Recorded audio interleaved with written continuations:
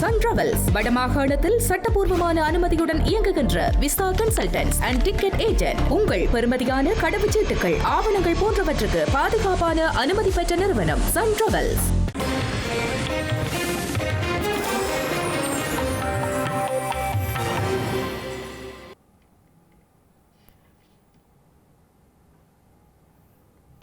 வணக்கம். இது ஐபிசி தமிழின் பிரதான செய்திகள்.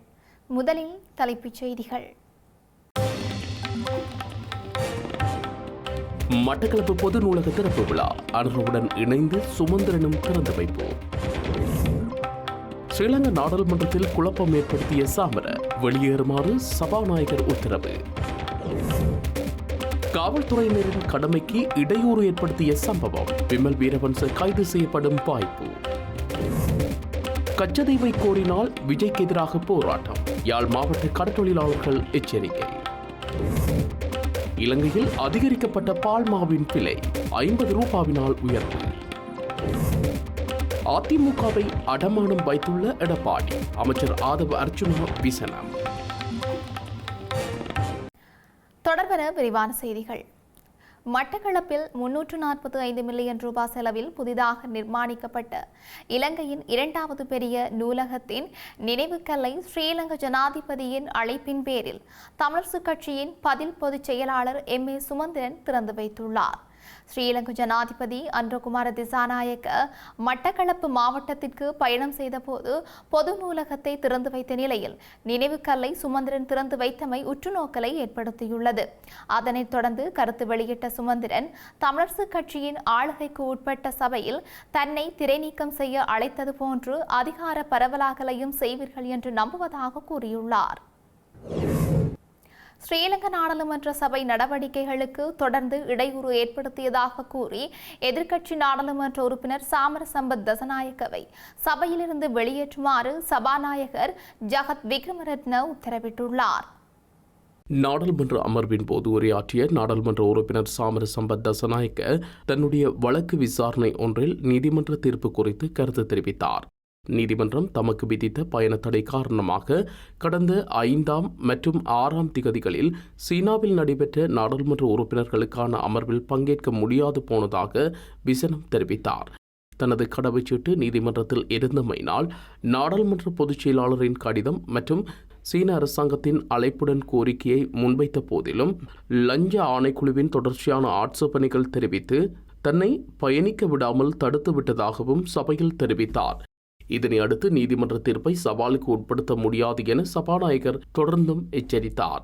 இதனை அடுத்து சபை முதல்வர் விமல் ரத்நாயக்கவும் நீதிமன்ற தீர்ப்பு குறித்து வழக்கின் சந்தேக நபரான ஒருவர் கருத்து தெரிவிப்பது தவறானது என கூறினார். ஆனால் இதனை பொருட்படுத்தாத நாடாளுமன்ற உறுப்பினர் சாமர சம்பத் தசநாயக்க தொடர்ந்தும் சபையில் கூச்சலிட்டதை தொடர்ந்து அவரை சபையில் இருந்து வெளியேறுமாறு சபாநாயகர் ஜெகத் விக்ரமரத்ன உத்தரவிட்டார். යම්කිසි වේදනාවකට ලක් කරලා තියෙන අපිට තේරිච්ච නිසා තමයි මමත් හිතුව ඔබතුමාට මේක යම් ප්‍රමාණයකට වරප්‍රසාදනයක්ද මොකක් වුණත් විශේෂ නවෙන්ද මම විසින් ලබා දීලා තියෙන රූලින් එකක් කරුණාකර කියවන්න පාර්ලිමේන්තුවේ කටයුතු සම්බන්ධයෙන් අධිකරණ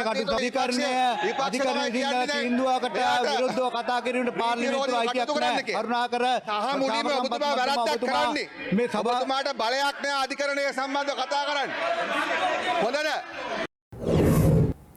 முள்ளிவாய்க்கால் நினைவேந்தலுக்கு ஸ்ரீலங்கா காவல்துறை எந்தவித தடையும் ஏற்படுத்தவில்லை எனவும் போரை வெற்றி கொண்ட படை வீரர்களை நினைவுகூர்வதற்கு தடைகள் ஏற்படுத்தப்படுவதாகவும் முன்னாள் அமைச்சர் சரத் வீரசேகர தெரிவித்துள்ளார். அத்துடன் தமிழக முதல்வர் விஜய்க்கு நாடாளுமன்ற உறுப்பினர் கஜேந்திரகுமார் பொன்னம்பலம் அனுப்பி வைத்துள்ள கடிதம் தொடர்பிலும் ஸ்ரீலங்கா பொதுஜன முன்னணியின் தலைமையகத்தில் நடைபெற்ற செய்தியாளர் சந்திப்பில் கருத்து வெளியிட்டுள்ளார்.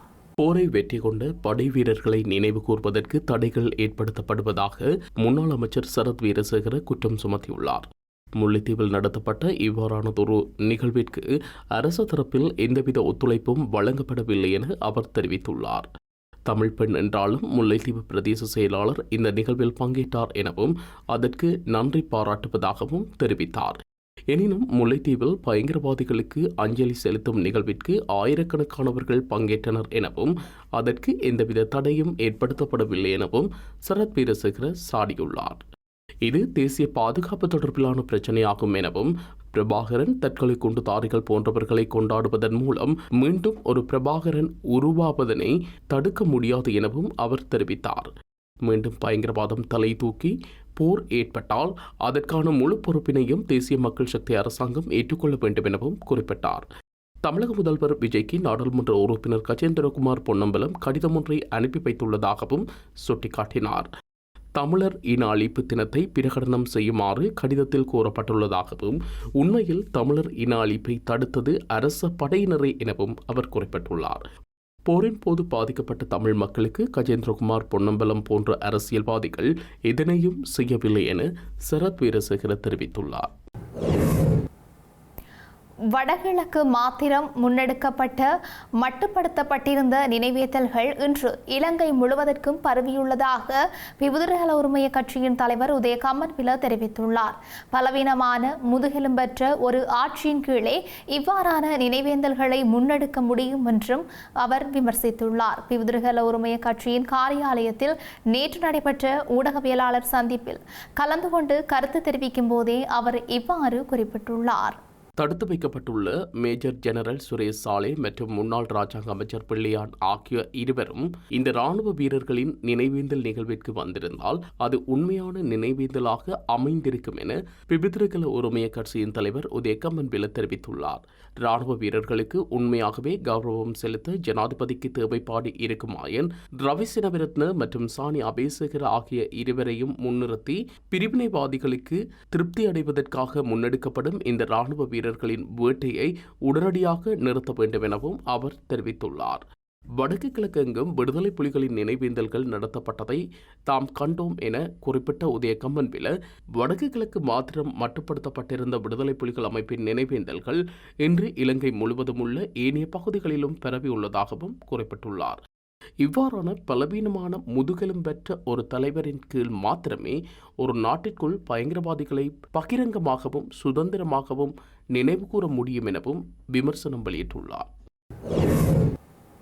தமிழக முதல்வராக பொறுப்பேற்றுள்ள விஜய் கச்சதீவை மீட்கப் போவதாக வழங்கிய தேர்தல் வாக்குறுதியை கைவிட வேண்டும் எனவும், இல்லையேல் அவருக்கு எதிராக போராட தயங்கப் போவதில்லை எனவும் யாழ் மாவட்ட கடற்றொழிலாளர் கூட்டுறவு சம்மேளன பிரதிநிதி செல்லத்துறை நற்குணம் தெரிவித்துள்ளார்.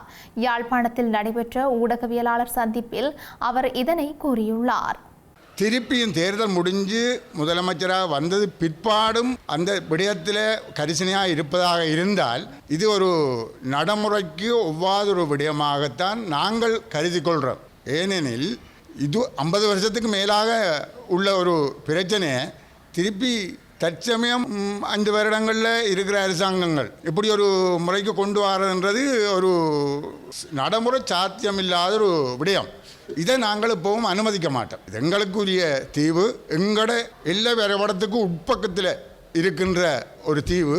அந்த வகையில் இதை இந்தியாவுக்கு விட்டு கொடுக்கறதுக்கு நாங்கள் தயாராக இல்லை. இதனால் மிகவும் பெரும் பாதிப்பு எங்களுக்கு இருக்குது. அப்போ அந்த வகையில் அர்ஜுனா சொன்ன கருத்தை எங்களோட மக்கள் ஏற்றுக்கொள்ள மாட்டார்கள். இன்றைக்கும் நாங்கள் அவர் பல கதையை சொல்லியிருக்கிறார். நாங்கள் சந்தோஷமாக கேட்குறோம். அவர் கேட்கும்போது நல்லா தான் இருக்கும். பிறகு முடிவில் கையை தட்டி போட்டு போடுவோம். அப்போ அந்த நிலையில் இந்தியாவில் போய் இதை பற்றி கதைச்சிருக்கிறார் என்றால் அதே நிலை தான் உங்களுக்கும் நாங்கள் சொல்லிக்கொள்ளக்கூடிய விஷயம். அவர் பொறியல் மாதிரி இருக்கிறார். நாங்கள் சொன்ன மாதிரி நீங்களும் அதை நடைமுறைப்படுத்துவீர்கள்னு நாங்கள் நினைக்கிறோம்.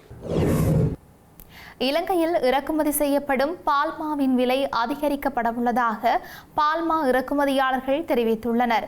புதிய விலை திருத்தத்தின்படி 400 கிராம் பால்மா பொதியின் விலை 50 ரூபாவினால் அதிகரிக்கப்பட்டுள்ளது. இதற்கமைய 1 கிலோகிராம் பால்மா பொதியின் விலை 125 ரூபாவினாலும் அதிகரிக்கப்படவுள்ளது.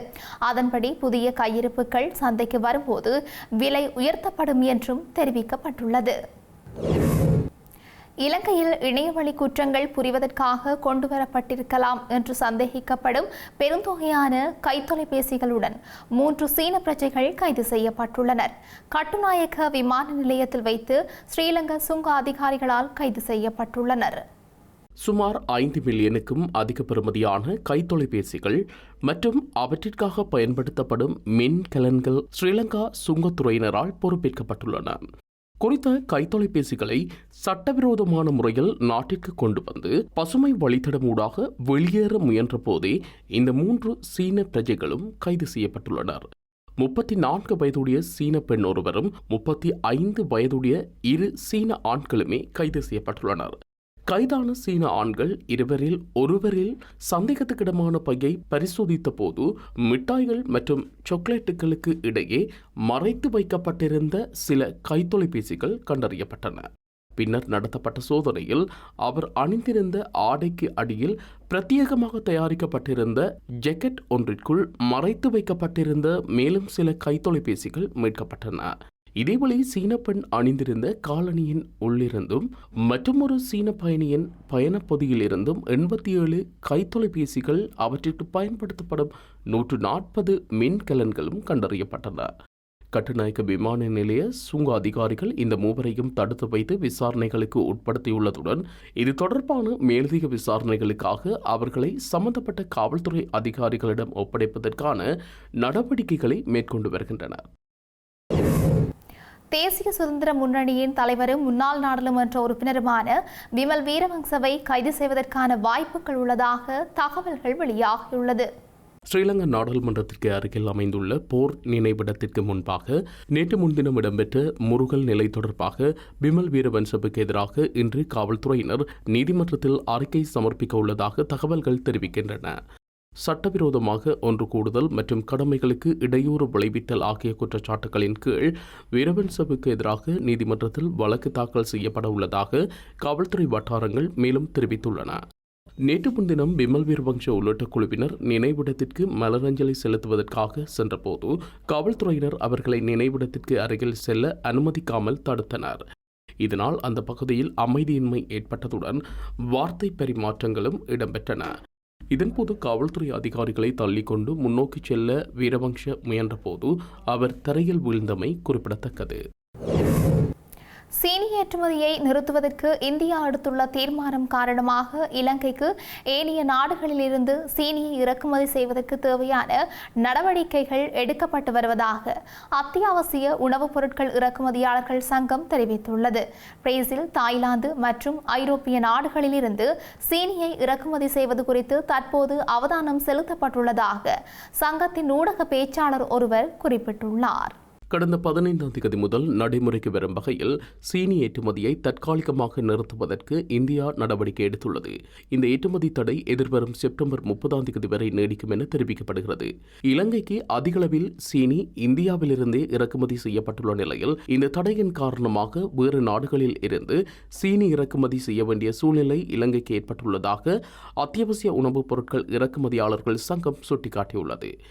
எனினும் தற்போது நாட்டிற்குள் போதுமான அளவு சீனி கையிருப்பில் உள்ளதாலும் புதிய இருப்புகளை விரைவாக இறக்குமதி செய்ய திட்டமிடப்பட்டுள்ளதாலும் சந்தையில் சீனி தட்டுப்பாடு ஏற்படாது என சங்கம் சுட்டிக்காட்டியுள்ளது. ரூபாவின் மதிப்புடன் ஒப்பிடுகையில் டாலரின் விலை அதிகரித்துள்ளதன் காரணமாகவே தற்போது சந்தையில் சீனியின் விலையில் சற்றே அதிகரிப்பு காணப்படுவதாகவும் அந்த சங்கம் குறிப்பிட்டுள்ளது.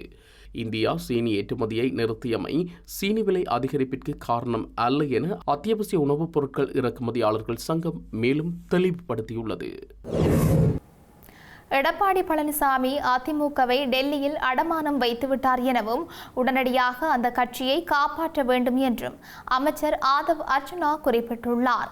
தமிழகத்தில் குடியரசுத் தலைவர் ஆட்சியை கொண்டுவர திமுக அதிமுக இணைந்து செயல்பட்டுள்ளதாகவும் குறிப்பிட்டுள்ளார். திமுகவுடன் இணைந்து பின்புற வாசல் வழியாக முதலமைச்சராக வர இபிஎஸ் கடைசி நிமிடம் வரை எல்லா திட்டங்களையும் உருவாக்கினார் என அமைச்சர் ஆதவ் அர்ஜுனா குறிப்பிட்டுள்ளார். நல்ல எதிர்க்கட்சியாக அதிமுக பொதுச் செயலாளர் எடப்பாடி பழனிசாமி செயற்பட்டிருக்க வேண்டும் எனவும் அவர் குறிப்பிட்டுள்ளார்.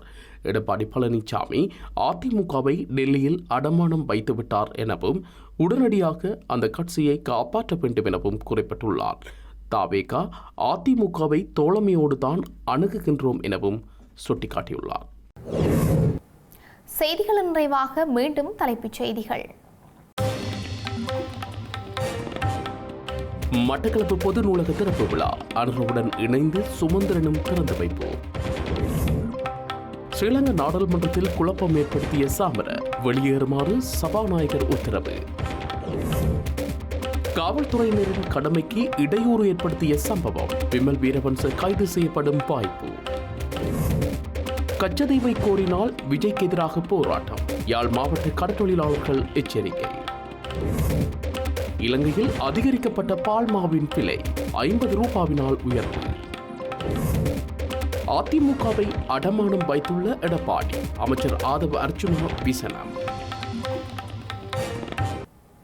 இத்துடன் ஐபிசி தமிழின் பிரதான செய்திகள் நிறைவு பெற்றன. உடனுக்குடன் செய்திகளை அறிந்து கொள்ள ibctamil.com என்ற எமது இணையதளத்தை பார்வையிடுங்கள். வணக்கம்.